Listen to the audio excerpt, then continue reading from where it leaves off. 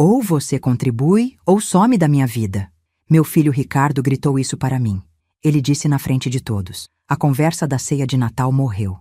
Um silêncio pesado tomou conta da sala. Os convidados nos olhavam, sem saber o que fazer. Eu não disse uma palavra. Apenas assenti uma vez, peguei minha bolsa e fui embora. Na manhã seguinte, um motoboy parou em frente à sua porta.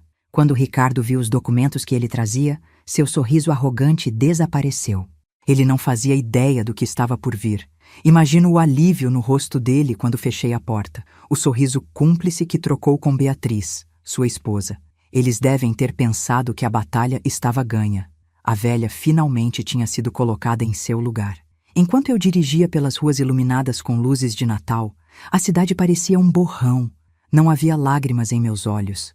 Havia uma clareza fria, cortante como o ar da noite. O calor daquela casa luxuosa, que ajudei a construir, tinha se tornado um gelo que agora corria em minhas veias. Eles achavam que tinham me quebrado naquela sala de jantar. Mal sabiam que apenas tinham me acordado de um longo e custoso sono. Cheguei em casa e o silêncio me abraçou. Não era um silêncio de solidão, mas de concentração.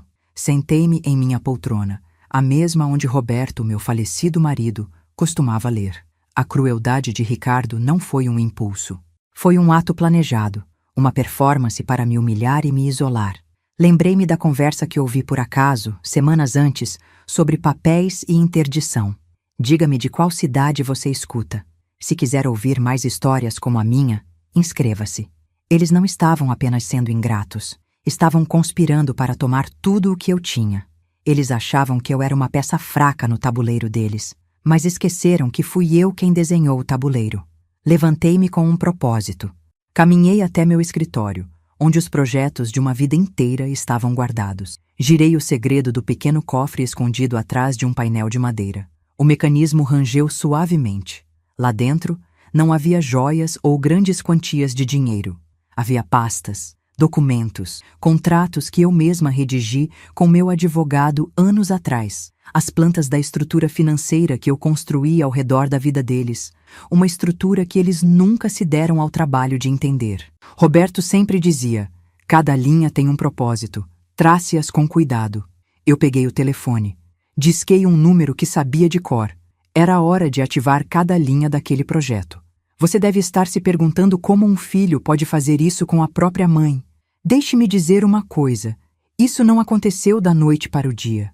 Foi uma construção lenta, tijolo por tijolo, de ingratidão e ganância. Para entender como chegamos a uma ceia de Natal terminando com uma declaração de guerra, preciso voltar ao começo. Preciso te contar sobre os sacrifícios, sobre o amor que dediquei e sobre o dinheiro que investi. Um total de 3 milhões de reais que dei a ele, acreditando estar construindo seu futuro. A história é longa, mas cada sacrifício, cada centavo é um alicerce para a justiça que está por vir. Eu não cresci cercada de luxo. Longe disso.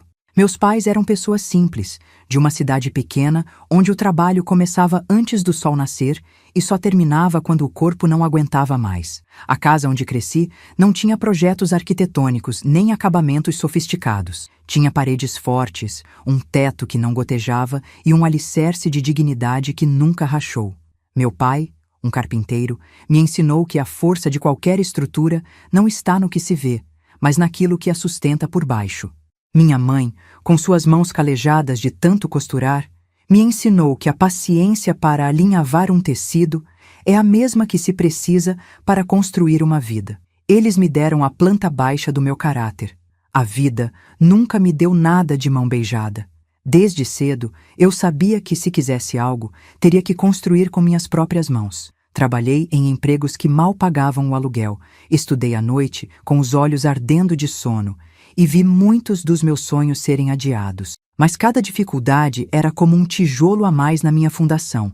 Eu aprendi a ser resiliente, a olhar para um problema não como uma parede, mas como um desafio estrutural que exigia uma solução inteligente. Essa ética de trabalho, essa recusa em me deixar abater, não nasceu da ambição por riqueza. Nasceu da necessidade de provar a mim mesma que eu era capaz de erguer qualquer coisa, mesmo começando do chão. Essa força que Ricardo e Beatriz confundiram com fraqueza de uma senhora idosa, na verdade, foi forjada no fogo daqueles primeiros anos. Eles veem minhas mãos hoje, com a pele mais fina e algumas manchas da idade, e não conseguem imaginar que essas mesmas mãos desenharam prédios, levantaram uma família e, principalmente, construíram a fortuna que eles hoje desfrutam com tanto descaso. Eles pensam que minha origem humilde é uma desvantagem, uma prova de que não entendo o mundo sofisticado deles. Mal sabem eles que quem aprende a construir no terreno mais difícil é quem sabe exatamente onde estão todas as rachaduras. E a vida deles, eu percebia agora, estava cheia delas. Eu me tornei arquiteta porque amava a ideia de transformar o vazio em algo concreto, duradouro. Foram 40 anos de carreira. Lembro-me do meu primeiro projeto, uma pequena casa para um casal de professores. Eu passei noites em claro naquela prancheta, sentindo o cheiro do grafite e do papel, garantindo que cada linha, cada medida, fosse perfeita. Não era apenas uma casa, era o refúgio deles, o lugar onde construiriam suas memórias. Para mim, a arquitetura nunca foi sobre cimento e vidro. Foi sobre criar espaços seguros para a vida florescer. Foi sobre responsabilidade. Uma viga mal calculada pode derrubar um prédio inteiro. Uma decisão mal pensada pode destruir uma família. Ao longo de 4 décadas, aprendi que os melhores projetos são aqueles que resistem ao tempo. Eles precisam de flexibilidade para se adaptar, de força para suportar tempestades e de uma beleza que não se desfaz com as modas passageiras. Essa filosofia se aplicava a tudo, aos prédios que desenhei, às amizades que cultivei e ao casamento que construí. Eu aprendi a pensar 3, 4, 5 passos à frente.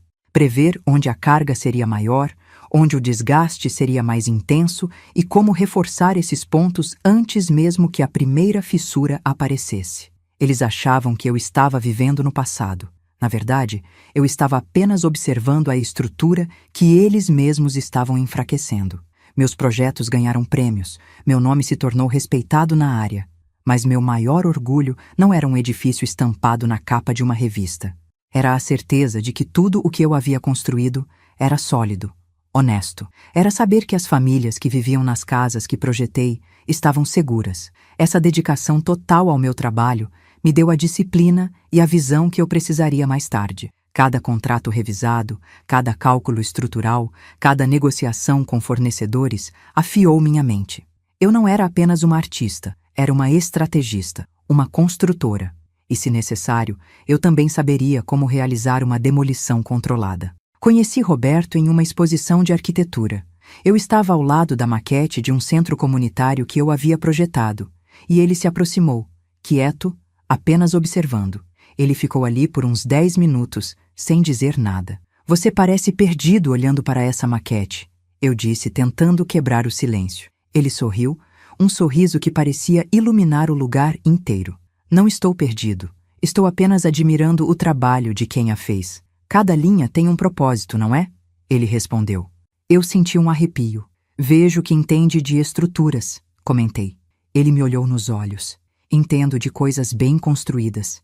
E você me parece uma delas. Naquele momento, eu soube que havia encontrado o meu pilar.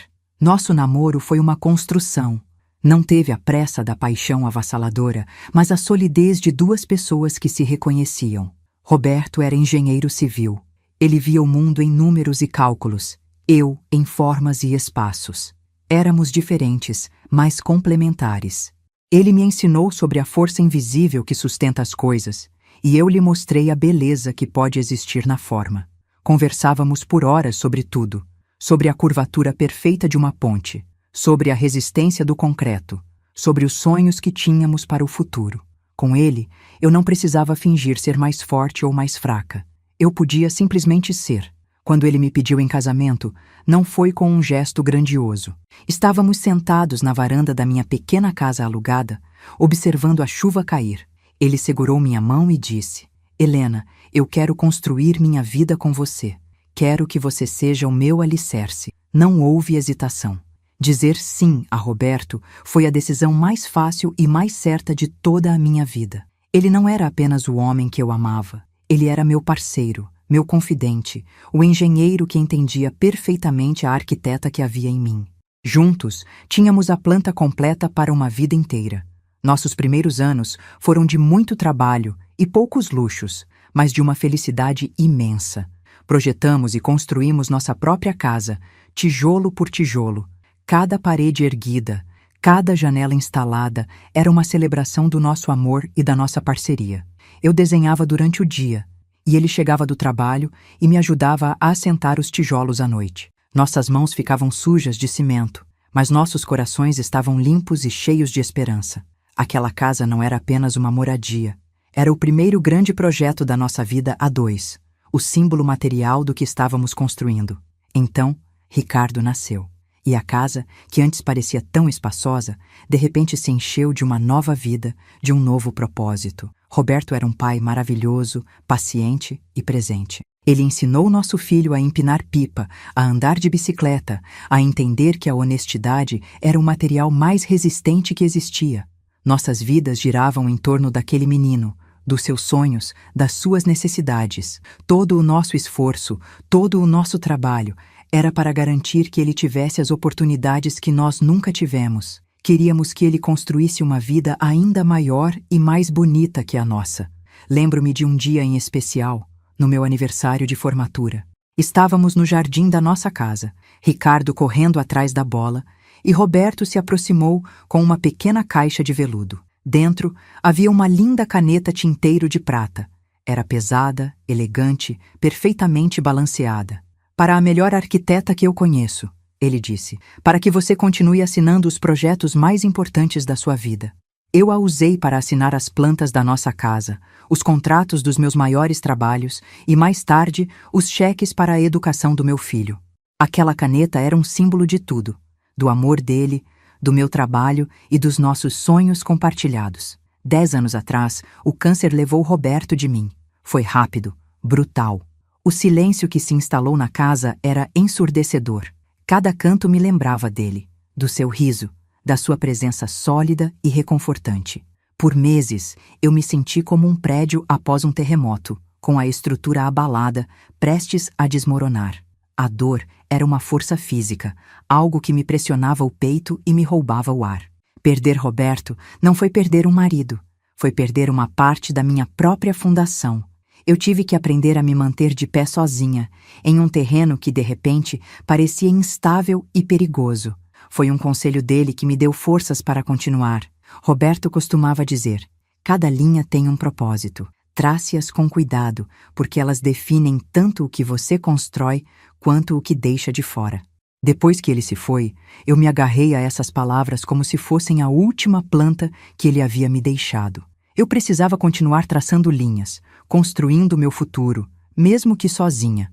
E precisava cuidar do nosso projeto mais importante, Ricardo. Decidi que viveria por nós dois e que faria de tudo para garantir que o futuro do nosso filho fosse tão sólido quanto o amor que um dia nos uniu. Foi então que os grandes sacrifícios começaram. Para o mestrado de Ricardo no exterior, que ele dizia ser essencial para sua carreira, eu vendi o apartamento que herdei dos meus pais. Foram R$600 mil. Entreguei o dinheiro a ele com o coração apertado pela perda da memória, mas feliz por seu futuro. Depois veio o casamento com Beatriz, uma festa luxuosa que ela fazia questão de ter. R$200 mil, quase todas as minhas economias para a aposentadoria, foram para aquele evento. Eu sorri em todas as fotos, feliz por vê-lo feliz, ignorando o buraco que aquilo abria nas minhas finanças. Por fim, a casa.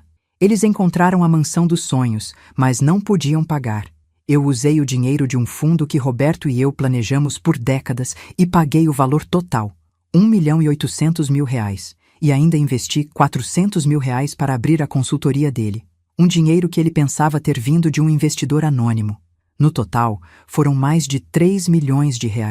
3 milhões. Eu sacrifiquei minha segurança, meus sonhos de viajar pelo mundo, tudo. E fiz isso com alegria, acreditando estar cimentando o alicerce da felicidade do meu único filho. E foi assim que ele me agradeceu. Depois de dar a eles a casa, o primeiro ano foi quase um sonho. Eu me sentia parte da família deles, não uma visita. Ricardo me ligava todos os dias. Beatriz me pedia conselhos de decoração e os domingos eram sagrados, com almoços longos e barulhentos no jardim que eu mesma ajudei a projetar. Eu me sentia útil, amada. Acreditava que meu sacrifício tinha valido a pena, que eu havia construído para meu filho não apenas uma casa, mas um lar seguro e feliz. Eu via o brilho nos olhos dele, a gratidão em suas palavras, e meu coração se enchia de uma paz que eu não sentia desde que Roberto partiu. Eu estava exatamente onde deveria estar. Tudo parecia bem no começo. Eles me chamavam de a rainha da casa, e eu sorria, achando graça no exagero. Beatriz fazia questão de preparar meu prato favorito, e Ricardo sempre trazia uma pequena lembrança de suas viagens de negócios. Eram gestos pequenos, mas que alimentavam minha alma. Eu me sentia tão envolvida na vida deles que ignorei os sinais, as pequenas dissonâncias na melodia que parecia tão perfeita. Acreditava que a felicidade era uma estrutura sólida, imune a rachaduras. Eu me permiti relaxar, baixar a guarda, confiando que o alicerce que eu havia construído com tanto amor era inabalável. Que erro ingênuo o meu! A primeira fissura foi quase invisível. Durante um daqueles almoços de domingo, Ricardo mencionou de passagem um investimento que deu errado, uma perda significativa. Ele falou com uma leveza que não combinava com o valor que citou. Beatriz mudou de assunto rapidamente, com um sorriso um pouco forçado demais. Na hora, eu não dei importância. Pensei que era apenas o estresse do mundo dos negócios, algo que ele não queria me preocupar. Mas, olhando para trás, aquele foi o primeiro tijolo fora do lugar, o primeiro som oco em uma parede que eu acreditava ser maciça. Eu apenas ignorei. Então, os domingos começaram a ficar mais raros. Eu ligava na quinta-feira para confirmar. "Querem almoçar no domingo?" Eu perguntava, animada. A resposta de Ricardo vinha rápida, quase ensaiada. "Não vai dar, mãe. Estou super ocupado com um projeto." Eu insistia, tentando me adaptar. "E no sábado? Podemos fazer algo mais rápido." A pausa do outro lado da linha era curta, mas pesada. "Também não. O fim de semana está todo tomado. A gente te liga depois." Ele nunca ligava. Aos poucos, o som da casa cheia aos domingos foi substituído pelo silêncio do meu apartamento. Eu tentava não pensar muito nisso. Dizia a mim mesma que era normal. Eles são jovens, têm a vida deles, a carreira. Eu repetia como um mantra. Mas a verdade é que cada cancelamento era uma pequena pontada de rejeição. As desculpas se tornaram cada vez mais vagas e as minhas tentativas de marcar algo cada vez mais desesperadas. O calor da gratidão que eu sentia deles estava esfriando, se transformando em uma formalidade polida, distante. Eu ainda não queria ver, mas já começava a sentir o frio na espinha. A barreira seguinte foi Beatriz. Ela se tornou a intermediária de toda a comunicação. Se eu ligava para o celular de Ricardo, era ela quem atendia. O tom dela mudou. Era eficiente, quase corporativo. "Posso ver as crianças?" Perguntei um dia com o coração apertado de saudade. "Eles estão fazendo a lição de casa agora, Helena." Ela respondeu, usando meu primeiro nome, algo que raramente fazia. "Eu posso ajudar. Eu adorava matemática." Ofereci. A resposta foi seca, final. "Não precisa. Nós damos conta." A porta se fechou na minha cara, mais uma vez. Eu me sentia como uma estranha tentando visitar minha própria família. Era confuso, doloroso. Tentei conversar com Ricardo sobre isso, em uma das raras vezes que consegui falar com ele diretamente. "Sinto vocês distantes," eu disse com a voz embargada. Ele suspirou impaciente. "Mãe, é impressão sua. A vida é corrida, só isso. Você está muito sensível." A conversa terminou ali. Ele me fez sentir como se o problema fosse eu, minha carência, minha incapacidade de entender a vida moderna. E por um tempo, eu acreditei nele. Foi então que o jogo mais cruel começou. O gaslighting. Eles negavam coisas que eu tinha certeza que haviam dito. "Mas, Ricardo, você prometeu que me ajudaria com o concerto do jardim no sábado," eu disse um dia, depois de esperar por ele a manhã inteira. A resposta dele foi fria, desdenhosa. "Eu nunca disse isso, mãe." Eu insisti, a memória era nítida. "Disse sim. No jantar da semana passada, você..." Ele me cortou. "Você está confusa. Isso nunca aconteceu." Eu gelei. Eu me lembro claramente. Ele deu o golpe final. "Mãe, talvez você devesse procurar um médico para essa sua memória." Aquela sugestão me desestabilizou completamente. Comecei a duvidar de mim mesma. Será que eu estava mesmo esquecendo as coisas? Será que eu tinha imaginado promessas, conversas inteiras? Eles começaram a usar isso contra mim com frequência. Pequenos esquecimentos eram apontados com uma falsa preocupação que me deixava em pânico. Se eu não encontrava minhas chaves, Beatriz dizia: "De novo, Helena, você precisa se cuidar." Eles estavam minando minha confiança, me fazendo acreditar que eu estava perdendo o controle da minha própria mente. Era uma tortura psicológica lenta e eficaz. Com a minha confiança abalada, veio o próximo ataque: a pressão financeira. A conversa começou de forma sutil. "Mãe, a gente estava pensando", disse Ricardo um dia com um tom sério. "Sobre o que, meu filho?" perguntei. "Sobre a casa. Colocá-la no meu nome simplificaria as coisas, por causa dos impostos, sabe?" Meu instinto de arquiteta apitou. Uma estrutura mal calculada. "Eu não acho que seja uma boa ideia", respondi cautelosa. Ele insistiu. "Faz todo o sentido, mãe. Pensa nisso." Eu me mantive firme. "Vou conversar com meu advogado." A máscara dele caiu por um segundo. "Advogado? Por quê? Você não confia em mim?" A pergunta dele ficou ecoando na minha cabeça. "Você não confia em mim?" Não, eu não confiava mais. Aquele pedido confirmou minhas suspeitas. Eles não estavam apenas sendo negligentes, eles queriam algo. A pressão aumentou nas semanas seguintes. Beatriz me ligava com desculpas sobre organizar a papelada, facilitar o inventário no futuro. Cada recusa minha era recebida com suspiros de frustração e acusações veladas de que eu estava sendo difícil. Minha recusa em ceder se tornou um ato de resistência silenciosa. Eu não ia assinar nada. A punição pela minha desobediência foi a exclusão pública. Era o aniversário de um dos meus netos. Eu esperei o convite a semana inteira. Ele nunca chegou. No domingo, meu coração afundou quando vi as fotos nas redes sociais. A família toda reunida, sorrindo. Amigos em comum curtindo, comentando. Eu não estava lá. Senti uma humilhação que queimava no peito. No dia seguinte, uma vizinha me encontrou no elevador. "Não te vi na festa ontem, Helena." Estava doente? Eu apenas sorri e disse que não pude ir. A mentira deles me forçou a mentir também. Quando finalmente consegui falar com Beatriz, a desculpa foi patética. "Ah, Helena, achamos que você não ia gostar. Era uma coisa mais de gente jovem, muito barulho. Pensamos em te poupar." A condescendência em sua voz era como sal na ferida. Naquele momento, a dor começou a se transformar em outra coisa, uma clareza fria. Eles não me viam mais como mãe ou avó. Eu era um problema a ser gerenciado, um obstáculo a ser contornado. Meu coração estava se partindo, mas minha mente, pela primeira vez em meses, começava a ver o projeto deles com nitidez. O ataque seguinte foi mais pessoal, mais vil. Durante uma das minhas raras visitas à casa deles, vi Beatriz mexendo nas coisas da minha bolsa, que eu havia deixado na sala. Ela tirou a caneta tinteiro de prata que Roberto me deu. Ela a segurou com desdém, entre 2 dedos. "Você ainda usa isso?" Ela perguntou com uma risadinha. "É tão antigo. Você devia se modernizar, Helena." Senti o sangue ferver. Aquela caneta era sagrada. Era Roberto. Era a minha história. A vontade que eu tive foi de arrancá-la da mão dela, mas me contive. A raiva me deu foco. Eles não iriam profanar minhas memórias. A descoberta final, a peça que faltava, veio por acaso.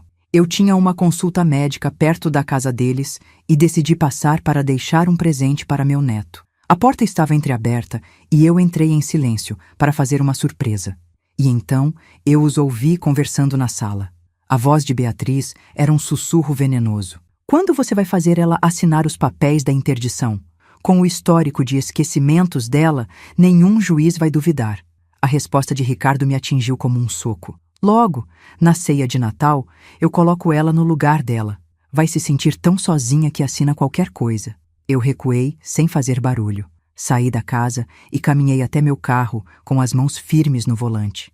Não havia lágrimas, não havia choque. Havia apenas uma certeza absoluta e gélida. Foi ali que eu soube. Cada visita cancelada, cada palavra de gaslighting, cada pressão para assinar papéis, tudo se encaixou. Não era ingratidão. Era um plano, um projeto de demolição da minha vida. Eles achavam que estavam lidando com uma velhinha frágil e confusa. Estavam errados. Eles estavam lidando com a arquiteta que construiu tudo o que eles tinham. E eu sabia exatamente onde ficavam os pilares de sustentação. Nas semanas seguintes, eles mudaram de tática. A frieza deu lugar a uma súbita e pegajosa onda de carinho. Ricardo me ligava, dizia que sentia minha falta.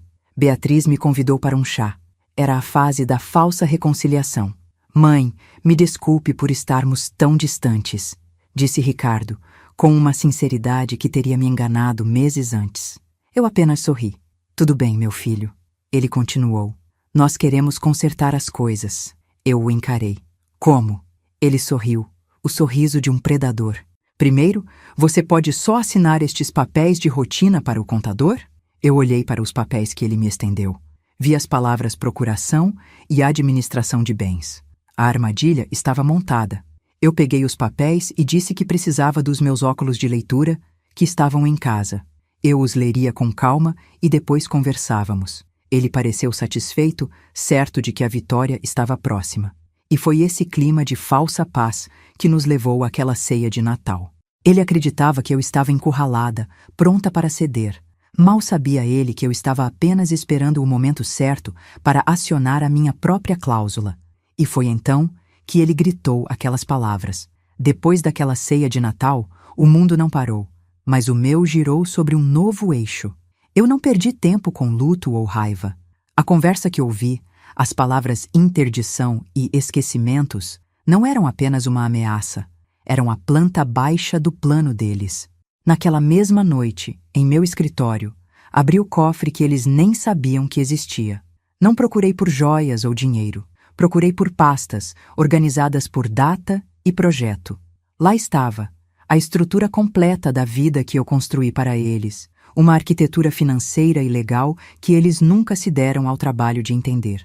Cada documento era um pilar de sustentação que eu mesma havia projetado, e eu sabia exatamente qual deles remover primeiro. A prova não estava em um pedaço de papel, mas na memória cristalina do que eu ouvi. Eles iriam usar a minha idade, os esquecimentos que eles mesmos inventaram, para me declarar incapaz. O objetivo era claro: tomar o controle de tudo. A casa, os investimentos, a minha dignidade. Eles não estavam apenas sendo gananciosos, estavam planejando um crime, uma fraude disfarçada de preocupação familiar.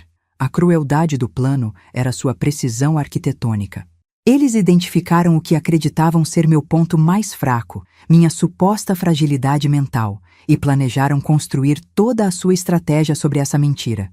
Eles só não contavam que a fundação era muito mais profunda do que imaginavam. Minhas mãos estavam firmes enquanto eu folheava os documentos. Minha respiração era lenta e regular. O choque da traição já havia passado, dando lugar a uma clareza de engenharia. Minha mente, treinada por 40 anos para ver sistemas, padrões e pontos de falha, entrou em modo de operação.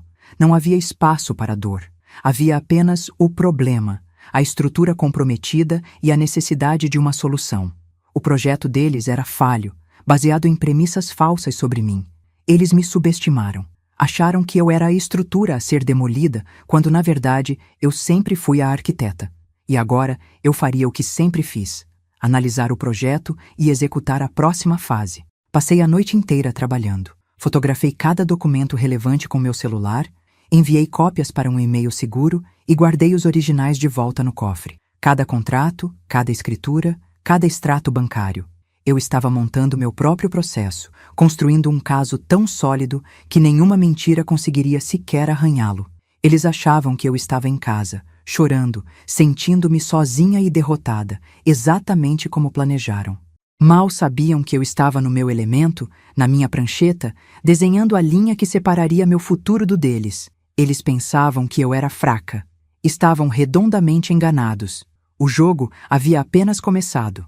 Com todas as cópias seguras, sentei-me com uma xícara de café e comecei a conectar os pontos. A linha do tempo da crueldade deles se tornou assustadoramente clara. Cada visita cancelada não era por falta de tempo, era para me isolar. Cada sugestão de que eu estava esquecida era um tijolo na construção da narrativa de incapacidade. A pressão para assinar a procuração, a exclusão da festa, o desdém de Beatriz pela caneta de Roberto, tudo se encaixava. Não eram incidentes isolados de ingratidão. Eram movimentos calculados em um tabuleiro onde eu nem sabia que estava jogando. Mas agora eu via o jogo inteiro. A dimensão da traição era o que mais me gelava a espinha. Não era um impulso de Ricardo corrompido pela ganância. Era um projeto a 4 mãos, com Beatriz como coautora, talvez até a principal arquiteta da maldade. Eles vinham planejando isso há meses, talvez mais. Enquanto eu sorria nos almoços de domingo, genuinamente feliz por eles já estavam calculando como tomar tudo de mim. Aquele amor, aquela gratidão que eu acreditava existir, era apenas a fachada de um prédio condenado. E eu, a especialista em estruturas, não tinha visto as rachaduras porque me recusei a acreditar que meu próprio filho construiria algo tão podre. Mas a tristeza não tinha mais lugar. A clareza me trouxe um novo tipo de força. Eu não seria a vítima na história deles. Eu não permitiria que eles transformassem meus sacrifícios em armas contra mim. Eu construí impérios de concreto e aço. Construí uma família. Construí uma vida a partir do nada. Eu não seria desconstruída por 2 amadores gananciosos que não sabiam a diferença entre um alicerce e uma fachada. A decisão foi tomada ali, com o primeiro raio de sol entrando pela janela.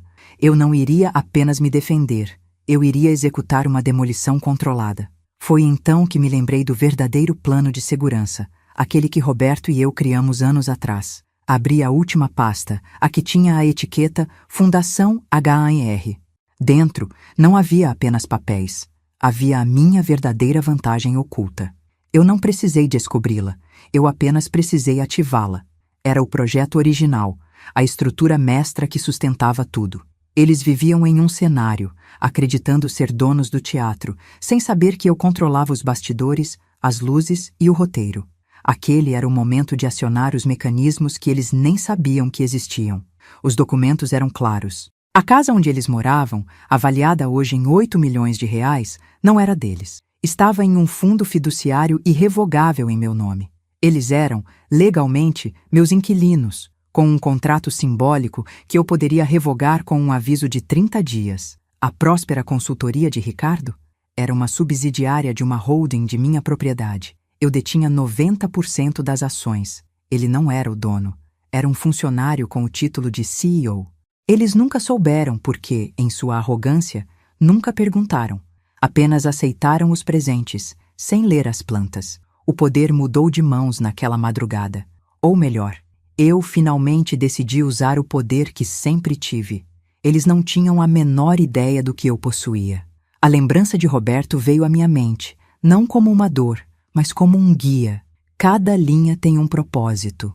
Trace-as com cuidado, ele costumava dizer. Eu havia traçado aquelas linhas anos atrás, com o melhor advogado, para proteger nosso legado. Eu faria jus à sabedoria dele. Eu pensaria 3 lances à frente, exatamente como ele me ensinou. O plano deles era um rabisco. O meu era uma obra de engenharia. Peguei o telefone e disquei o número do Dr. Monteiro, nosso advogado há mais de 30 anos. A voz dele era a mesma, calma e firme. Dr. Monteiro, é Helena, preciso da sua ajuda. Ele percebeu a urgência no meu tom. O que aconteceu, Helena? Respirei fundo e disse as palavras com uma precisão cirúrgica. Meu filho e minha nora estão tentando tomar meus bens através de uma interdição fraudulenta. Houve um breve silêncio do outro lado. Diga-me tudo, e não omita nenhum detalhe. Na manhã seguinte, eu estava em seu escritório. Coloquei sobre a mesa as cópias dos documentos da fundação e narrei a conversa que ouvi. Ele ouviu sem interromper, seu rosto se tornando uma máscara de seriedade profissional. Quando terminei, ele olhou para os papéis e depois para mim. Helena, isso não é apenas uma disputa familiar. O que eles planejaram constitui tentativa de estelionato e coação. Isso é crime. Eu assenti. Eu sei. Ele continuou, sua voz grave. Com base nisso e na estrutura que você montou, podemos não apenas pará-los, mas despojá-los de tudo. Minha resposta foi curta. Ótimo. Discutimos a estratégia por mais de 1 hora. As opções eram claras. Doutor, Monteiro explicou o processo de demissão por quebra de dever fiduciário e a notificação de despejo. Não haveria negociação. Não haveria acordo. Seria rápido, legal e absoluto. Não quero um centavo que não seja meu, Dr. Monteiro. Quero apenas o que já é meu por direito. e quero que eles aprendam o verdadeiro significado da palavra consequência. Ele me olhou com um respeito renovado. Considere feito. Vamos preparar os documentos. Eles não saberão o que os atingiu. Voltei para casa sentindo um peso sendo retirado dos meus ombros. O plano estava em movimento. Nos dias que se seguiram, mantive a fachada. Quando Ricardo ligou, com uma falsa preocupação na voz, eu atendi, fingindo uma fragilidade que não sentia. Mãe, você está bem? Ficamos preocupados. Eu respondi com uma voz embargada. Estou apenas cansada, meu filho. Muito cansada. Ele deve ter sorrido do outro lado da linha, acreditando que sua tática de humilhação tinha funcionado, que eu estava quebrada e pronta para assinar qualquer coisa. Enquanto eu representava meu papel, a engrenagem da justiça girava silenciosamente. Dr. Monteiro preparava as notificações. Uma auditoria silenciosa na empresa de Ricardo foi iniciada, revelando gastos exorbitantes com o dinheiro da empresa, em viagens e luxos para Beatriz. Cada fatura era mais um prego no caixão da vida que eles construíram sobre as minhas fundações. Eles pensavam que tinham vencido na noite de Natal. Mal sabiam que aquela foi apenas a preliminar para a verdadeira demonstração de poder. Tudo estava pronto. Os documentos estavam assinados com a minha caneta tinteiro de prata, a mesma que Roberto me deu. Senti a força dele em minhas mãos enquanto traçava meu nome. O plano estava finalizado, cada passo calculado. Eu estava calma, serena, pronta para o ato final. Roberto me ensinou a pensar 3 lances à frente. Naquela noite, olhando para o tabuleiro que eu mesma havia criado, eu estava pensando 5. A armadilha estava montada. Faltava apenas a isca certa, no momento certo, e eu sabia exatamente qual seria. A isca foi um convite para o jantar de gala anual da consultoria dele, um evento que ele fazia questão de exibir. Eu aceitei, para a surpresa dele. Naquela noite, eu o observei no salão luxuoso, o anfitrião perfeito, recebendo aplausos por um sucesso que ele acreditava ser seu. Beatriz estava ao seu lado, radiante em um vestido caro, o retrato da arrogância satisfeita. Eles estavam no auge do seu pequeno mundo, brindando ao futuro. Foi então, no meio do seu discurso sobre visão e trabalho duro, que 2 oficiais de justiça entraram discretamente no salão. Eles não usavam uniformes, mas seus ternos escuros e a seriedade em seus rostos cortaram a atmosfera festiva como uma faca. Eles caminharam diretamente para a mesa principal. Senhor Ricardo? Senhora Beatriz? Um deles perguntou com a voz baixa, mas que ecoou no silêncio que se formava. A confusão no rosto do meu filho foi o prelúdio da sua ruína. Eu não estava lá para ver, mas imaginei a cena com a clareza de um projeto arquitetônico. Ricardo, tentando manter a compostura, perguntando o que estava acontecendo. Os oficiais, impassíveis, entregando a ele 3 envelopes timbrados. Ele deve ter pensado que era uma piada de mau gosto. Então, ele abriu o primeiro, a notificação de despejo da casa de 8 milhões de reais. O segundo, sua demissão sumária por quebra de dever fiduciário da empresa que ele pensava ser sua. O terceiro era uma carta do Dr. Monteiro. A frase final era uma obra de arte legal e poética. Minha cliente concluiu que os senhores não contribuem mais com nada para a vida dela. Portanto, irão sumir de seus ativos. O sorriso de Beatriz desapareceu. A cor sumiu do rosto de Ricardo. Você não pode fazer isso. Ele balbuciou para o nada. Mas eu podia, e eu fiz. As consequências foram exatamente como planejadas, totais e irreversíveis. Legalmente, eles não enfrentaram acusações criminais, mas a ruína civil foi completa. A ordem de despejo deu a eles 30 dias para desocupar minha propriedade. A demissão o deixou sem cargo, sem reputação e sem acesso a um único centavo. Financeiramente, todos os cartões de crédito e contas corporativas foram congelados naquela mesma noite. Eles saíram daquele jantar sem ter como pagar nem o estacionamento. Socialmente, a humilhação foi pública. Todos os seus amigos e colegas testemunharam o início do colapso. A notícia se espalhou como fogo. Beatriz o deixou 2 semanas depois. Psicologicamente, Ricardo desmoronou. A percepção de que ele nunca foi o dono de nada, apenas um inquilino na vida que eu construí, destruiu sua identidade. Ele teve exatamente o que merecia. Meses se passaram. Hoje, Ricardo vive em um apartamento alugado e modesto, lutando para encontrar um emprego.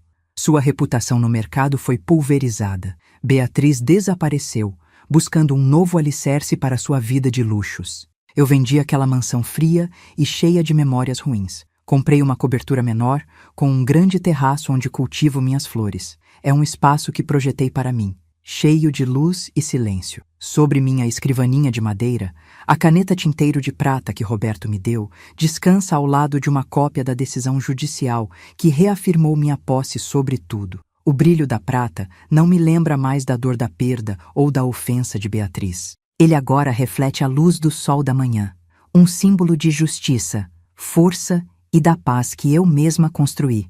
Agora, eu me sento no meu terraço todas as manhãs, com uma xícara de café, e observo a cidade acordar. O ar parece mais leve, mais limpo. Eu aprendi que a dignidade não é algo que se negocia e que a força mais verdadeira não precisa gritar. Ela simplesmente age. Não sinto falta deles, não sinto raiva. Apenas uma serenidade profunda, a certeza de ter feito o que era necessário. Às vezes, olho para uma foto de Roberto na estante. Eu fiz o que você me ensinou. Eu sussurro. Tracei cada linha com cuidado. Pensei 3 lances à frente. E eu venci. Meu tempo é meu novamente. E cada segundo é precioso. Se esta história te emocionou, escreva justiça nos comentários e se inscreva para ouvir a próxima. A paz, afinal, é a estrutura mais perfeita de todas.